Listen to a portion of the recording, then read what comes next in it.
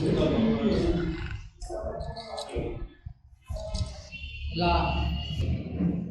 ಈ ಒಂದು ಪತ್ರಿಕಾ ಹೇಳಿಕೆಗೆ ಸ್ವಾಗತವನ್ನು ವಹಿಸುತ್ತಾ ಏನಿವತ್ತು ಕರ್ನಾಟಕ ದಲಿತ ರೈತ ಸೇನೆ ವತಿಯಿಂದ ಕೊಪ್ಪ ಗ್ರಾಮದ ಸರ್ವೆ ನಂಬರ್ 189ರ ಆಂಜನೇಯ ದೇವರು ಹೆಸರಿನಲ್ಲಿರುವ ಜಮೀನನ್ನು ಉಳಿಸಲಿಕ್ಕೆ ಇವತ್ತೇನು ಪತ್ರಿಕೆಗೋಷ್ಠಿಯನ್ನು ಕರೆದಿದ್ದೀವಿ.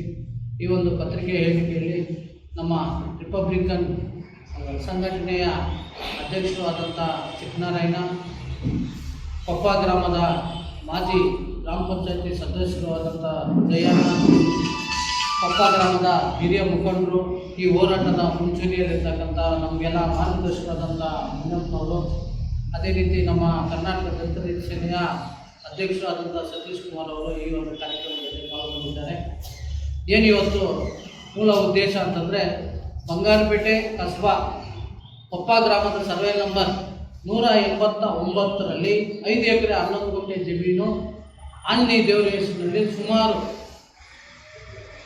1964ರಿಂದ ಕೈಬರಹ ಪಾಣಿಗಳಲ್ಲೂ ಸಹ ಆಂಜನೇಯ ದೇವರು ಅಂತ ಬರ್ತಾ ಇದೆ. ಈ ಒಂದು ಬರ್ತಾ ಇರಬೇಕಾದ್ರೆ ಇದೇ ಅತ್ತಿಗಿರಿಕೊಪ್ಪದ ಹಿಂದೆ ವಾಸ ಇದ್ದಂಥಲ್ಲಿ ಶೇಖ್ ಉಸ್ಮಾನ್ ಶರೀಫ್ ಎಂಬುವರು 1977-78ರಲ್ಲಿ ಟೆನೆನ್ಸಿಯಲ್ಲಿ ಗ್ರಾಂಟ್ ಆಗಿದೆ ಅಂತ ಹೇಳ್ಬಿಟ್ಟು 1985-86ನೇ ಸಾಲಿನಿಂದ ಅವ್ರಿಗೆ ಕೈ ಬರಹ ಪಾಣಿಗಳಲ್ಲಿ ಅವರ ಹೆಸರನ್ನು ನಮೂದು ಮಾಡಿರ್ತಾರೆ. ನಮೂದು ಮಾಡಿ ಮೇಲಿನ ಜಂಟಿ ಅಂದರೆ ಆಂಜನೇಯ ದೇವರ ಜಂಟಿ ಅಂತ ಹೇಳ್ಬಿಟ್ಟು ಬರ್ತಾ ಇರ್ತದೆ. ಆಮೇಲೆ ಇವರು ಉಸ್ಮಾನ್ ಶರೀಫ್ ಅವರು ಊರನ್ನು ಬಿಡ್ತಾರೆ. ಇಡೀ ವಂಶ ಆ ಊರನ್ನು ಬಿಟ್ಟು ಹೋದಾಗ ಸುಮಾರು 50 ವರ್ಷಗಳಿಂದ ಆ ಜಮೀನಿನಲ್ಲಿ ಯಾರೂ ಉಳುಮೆ ಮಾಡ್ತಾ ಇಲ್ಲ. ಅದು ಬೀಡು ಬಿದ್ದಿರ್ತಕ್ಕಂಥ ಜಮೀನು. ಅದು ಹಂಗೇ ಇದೆ. ಗ್ರಾಮಸ್ಥರೆಲ್ಲ ಅದನ್ನು ಇದು ದೇವ್ರ ಜಮೀನು ಅಂತ ಅಂದ್ಕೊಂಡಿದ್ರು. ಆದರೆ 2010 ಮತ್ತು 11ನೇ ಸಾಲಿನಲ್ಲಿ ಶೇಖ್ ಉಸ್ಮಾನ್ ಶರೀಫ್ ಅವರ ವಂಶಸ್ಥರು ಅಂತ ಹೇಳ್ಬಿಟ್ಟು ಯಾರೋ ಒಬ್ಬರು ಒಂದು ಅರ್ಜಿಯನ್ನು ಹಾಕ್ತಾರೆ ಮಾನ್ಯ ತಹಸೀಲ್ದಾರ್ ಅವರಿಗೆ. ಆ ತಹಸೀಲ್ದಾರ್ ಅವ್ರು ಏನು ಮಾಡ್ತಾರೆ ಅಂತಂದರೆ ಮಾನ್ಯ ಉಪವಿಭಾಗಾಧಿಕಾರಿಗಳು ಕೋಲಾರವರಿಗೆ ಕಳಿಸ್ಕೊಡ್ತಾರೆ. ಅಲ್ಲಿ ಅವರು RRT ಕೇಸ್ ತಗೊಂಡು 2011ರಲ್ಲಿ ಮತ್ತೆ ತಹಸೀಲ್ದಾರ್ಗೆ ಒಂದು ವರದಿಯನ್ನು ಕೇಳ್ತಾರೆ. ಏನು ಈ ಮೂಲ ಆಂಜನೇಯ ದೇವರ ಹೆಸರಿನಲ್ಲಿರ್ತಕ್ಕಂಥ ದಾಖಲೆಗಳು ಮತ್ತು ಶೇಖ್ ಉಸ್ಮಾನ್ ಶರೀಫ್ಗೆ ಯಾವ ರೀತಿ ಬಂದಿದ್ದ ದಾಖಲೆಗಳನ್ನು ನಮಗೆ ಪರಿಶೀಲಿಸಿ ವರದಿ ಸಲ್ಲಿಸಿ ಅಂತ ಪೆದ್ದಪ್ಪಯ್ಯ ಅವರು AC ಅವರಾಗಿದ್ದಾಗ ಇವ್ರಿಗೊಂದು ಪತ್ರವನ್ನು ಮಾಡ್ತಾರೆ. ಆ ಪತ್ರದಂತೆ ಯಾರೋ ಅದ್ರ ಬಗ್ಗೆ ಕ್ರಮ ವಹಿಸಲ್ಲ, ತಟಸ್ಥ ಆಗಿರ್ತಾರೆ.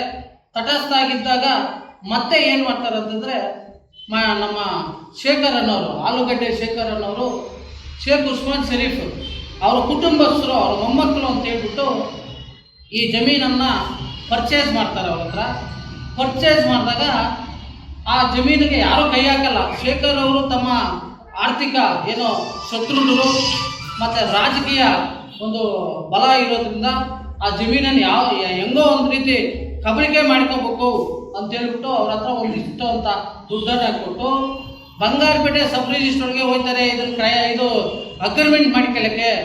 ಆಗ ಅಲ್ಲಿರ್ತಕ್ಕಂಥ ಉಪನೋಂದಣಾಧಿಕಾರಿಗಳು ಆ ಪಾಣಿಯನ್ನು ನೋಡಿ ಇದು ದೇವರ ಹೆಸರಲ್ಲಿರ್ತಕ್ಕಂಥ ಜಮೀನು, ಇದು ದೇವರ ಹೆಸರಲ್ಲಿದೆ ಮತ್ತು ಇವ್ರ ಹೆಸರಿನಲ್ಲಿ ಇಬ್ಬರ ಹೆಸರು ಜಂಟಿ ಬರೋದ್ರಿಂದ ಇದು ನಾವು ಮಾಡೋಕ್ಕೆ ಬರಲ್ಲ ಅಂತ ಹೇಳಿದಾಗ ಅದೇ ಸಬ್ ರಿಜಿಸ್ಟ್ರ್ ಆಫೀಸಲ್ಲಿ ಗಲಾಟೆ ನಡೆದಿದೆ. ಯಾವಾಗಂತಂದರೆ 2025 2ನೇ ತಿಂಗಳಲ್ಲಿ ಶೇಖರ್ ಅನ್ನೋರು ಮಾಡಿ ಈ ಒಂದು ಕ್ರಯದ ಕರಾರನ್ನು ಮಾಡಿಕೊಳ್ತಾರೆ.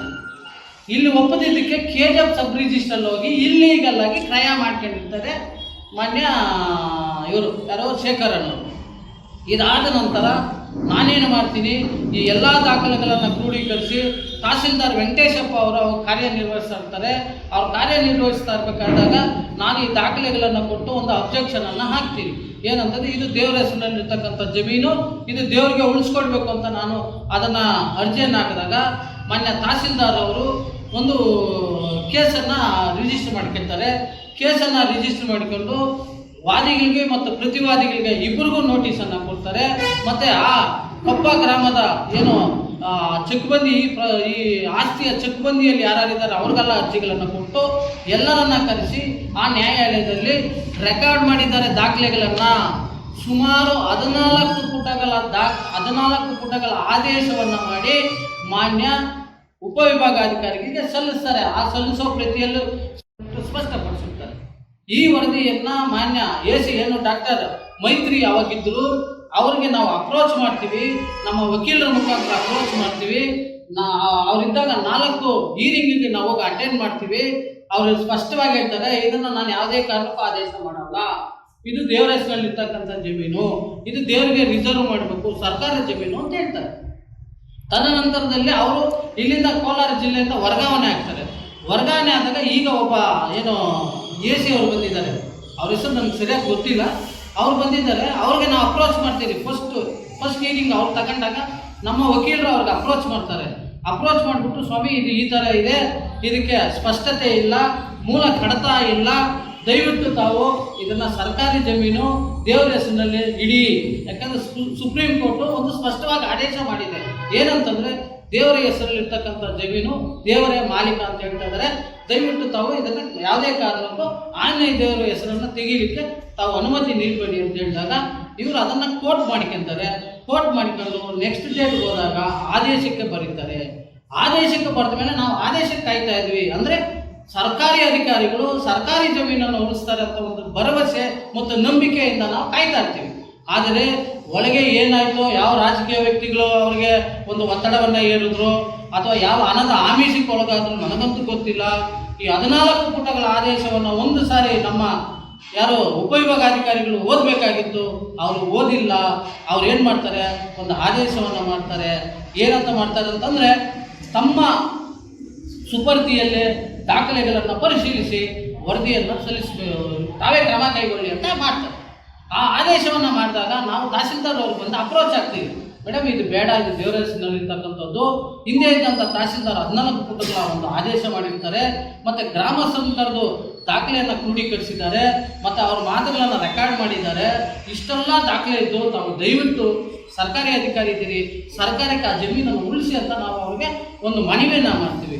ಮನವಿಯನ್ನು ಮಾಡಿದಾಗ ಒಪ್ಕೊಂಡಂಥ ತಹಸೀಲ್ದಾರು ಮೊನ್ನೆ 22ನೇ ತಾರೀಕು ಏನು ಮಾಡ್ತಾರೆ, 22/5/2026 ನಾನು ಒಂದು ಆದೇಶ OS ಹಾಕಿದ್ದೀನಿ.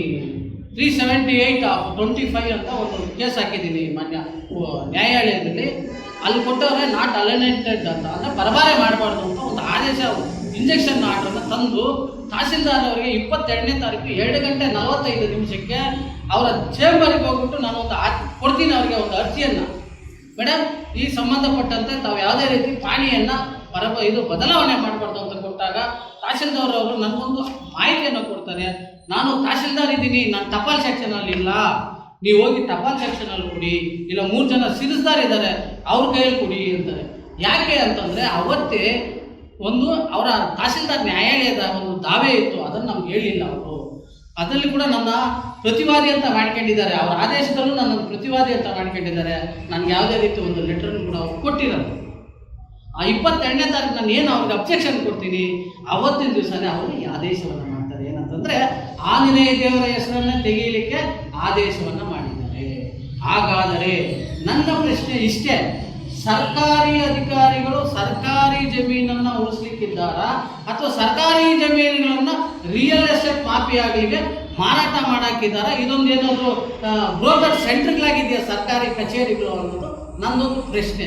ಇವತ್ತು ವೆಂಕಟೇಶು ಈ ಜಮೀನು ವಿರುದ್ಧವಾಗಿ ಪ್ರತಿಧ್ವನಿಸಿದರೆ ಅಥವಾ ಪ್ರತಿಭಟಿಸಿದರೆ ಇದಕ್ಕೆ 100 ಬಣ್ಣ ಕಟ್ಟುವಂಥ ಅಧಿಕಾರಿಗಳು ಮತ್ತು ಕೆಲವು ರಾಜಕೀಯ ವ್ಯಕ್ತಿಗಳು ಇವತ್ತು ದೇವರ ಹೆಸರಿನಲ್ಲಿರ್ತಕ್ಕಂಥ ಜಮೀನನ್ನು ಯಾಕೆ ಉಳಿಸ್ತಾ ಇಲ್ಲ? ನನ್ನ ಪ್ರಶ್ನೆ ಇಷ್ಟೇ. ಆದರೆ ಇಲ್ಲಿ ಇನ್ನೊಂದು ಟ್ವಿಸ್ಟ್ ಇದೆ. ನಮ್ಮ ತಾಲೂಕು ಆಫೀಸಲ್ಲಿ ದಾಖಲೆಗಳನ್ನು ಕೂಡ ಸೃಷ್ಟಿ ಮಾಡಿದ್ದಾರೆ. ಯಾವ ರೀತಿ ಸೃಷ್ಟಿ ಮಾಡಿದ್ದಾರೆ ಅಂದರೆ 2010ರಿಂದ 2025 ಇರದ ಮೂಲ ಕಡತ ಇವತ್ತು ಹೊಸದಾಗಿ ಕ್ರಿಯೇಟ್ ಆಗಿದೆ. 1979ರಲ್ಲಿ ಟೆನೆನ್ಸಿಯಲ್ ಆಗಿರ್ತಕ್ಕಂಥ ದಾಖಲೆ ಫ್ರೆಶ್ ಆಗಿ ಹೊಸ ದಾಖಲೆ ಥರ ಇದೆ. ಒಂದೇ ಒಂದು ಪೇಪರ್ ಅರಿಲಿಲ್ಲ, ಏನಿಲ್ಲ. ಆದರೆ ಅಲ್ಲಿರ್ತಕ್ಕಂಥ ಶರತ್ ಅಂತ ಒಬ್ಬ ರೆಕಾರ್ಡರ್ ಮೇಲೆ ಒಬ್ಬ ಹುಡುಗ ಇದೆ. ಆ ಹುಡುಗನಿಗೆ ಮೊನ್ನೆ ತಹಸೀಲ್ದಾರ್ ಅವರು ವೆಂಕಟೇಶಪ್ಪ ಅವರು ಹೇಳ್ತಾರೆ, ಇದ್ರ ಮೂಲ ಕಡತ ಇದ್ರೆ ನಿಮ್ಮಲ್ಲಿ ಕುಡಿ ಅಂತ. ಇಲ್ಲ ಅಂತ ಹೇಳ್ತಾನೆ. ಅದೇ ಶರತ್ ಇವತ್ತು ಇದರ ಸಂಬಂಧಪಟ್ಟಂಥ ದಾಖಲೆಗಳನ್ನು ಕೊಟ್ಟಿದ್ದಾರೆ. ಅದೇ ಇಲ್ಲಿ ನಾವು ಗಮನಿಸಬೇಕಾಗಿರೋದು ಒಂದೇ, ಏನಂತಂದರೆ ಇವತ್ತೇನಾದರೂ ತಾಲೂಕು ಆಫೀಸಲ್ಲಿ ನಕಲಿ ದಾಖಲೆಗಳು, ಇವತ್ತೇನಾದರೂ ಅಲ್ಲಿ ಬೇರೆ ಬೇರೆ ದಾಖಲೆಗಳನ್ನು ಸೃಷ್ಟಿ ಮಾಡ್ತಾ ಇದ್ದಾರೆ ಅಂತಂದರೆ ಅಲ್ಲಿ ರೆಕಾರ್ಡ್ ರೂಮಲ್ಲಿ ಇರ್ತಕ್ಕಂಥ ಶರತ್ ಅನ್ನೋವನ್ನ ಮಂಪರ ಪರೀಕ್ಷೆಗೆ ಒಳಪಡಿಸಿದರೆ ಅಲ್ಲಿ ನಡೀತಾ ಇರ್ತಕ್ಕಂಥ ಏನು ಇಲ್ಲಿಗಲ್ಗಳೆಲ್ಲ ಸ್ಪಷ್ಟವಾಗಿ ಹೊರಗೆ ಬರ್ತದೆ. ಇವತ್ತು ಇಡೀ ಬಂಗಾರಪೇಟೆಯಲ್ಲಿ ಗೋಮಾಲ ಜಮೀನುಗಳನ್ನು ಅಕ್ರಮವಾಗಿ ಕಬಳಿಕೆ ಮಾಡ್ಕೊಂಡಿದ್ದಾರೆ, ಗುಂಡು ತೋಪುಗಳನ್ನು ಮಾಡ್ಕೊಂಡಿದ್ದಾರೆ. ಸಂಬಂಧಪಟ್ಟ VRI ಕೆಲಸ ಆಗಲಿ ಏನು ಅಂತ ನನ್ನ ಪ್ರಶ್ನೆ. ಇವತ್ತು AC ಅವರು ಇದೇ ಥರ ಆದೇಶ ಮಾಡಿದ್ದಾರೆ, ಮೊನ್ನೆ ತಹಸೀಲ್ದಾರ್ ಅವರು ಇದೇ ಥರ ಆದೇಶ ಮಾಡಿದ್ದಾರೆ. ಹಾಗಾದರೆ ಜಿಲ್ಲಾಡಳಿತ ಯಾರ ಪರವಾಗಿ ಕೆಲಸ ಮಾಡ್ತಾ ಇದೆ? ಒಬ್ಬ ದಲಿತ, ಒಬ್ಬ ಬಡವ, ಒಬ್ಬ ನಿರ್ಗತಿಕ ಎಲ್ಲಾದ್ರೂ ಹೋಗಿ ಒಂದು ಸರ್ಕಾರಿ ಜಮೀನಲ್ಲಿ ಗುಡಿಸ್ಲಾಕಂಡ್ರೆ ಒಂದು ಪೊಲೀಸ್ ಜೀಪೇ ಬರ್ತದೆ. ಒಂದು ಅವ್ರ ರಾಜಕೀಯ ಒತ್ತಡಕ್ಕೆ ಮುರಿದು ಇವತ್ತು ದೇವರ ಜಮೀನನ್ನ ಇವರು ಕಬಳಿಕೆ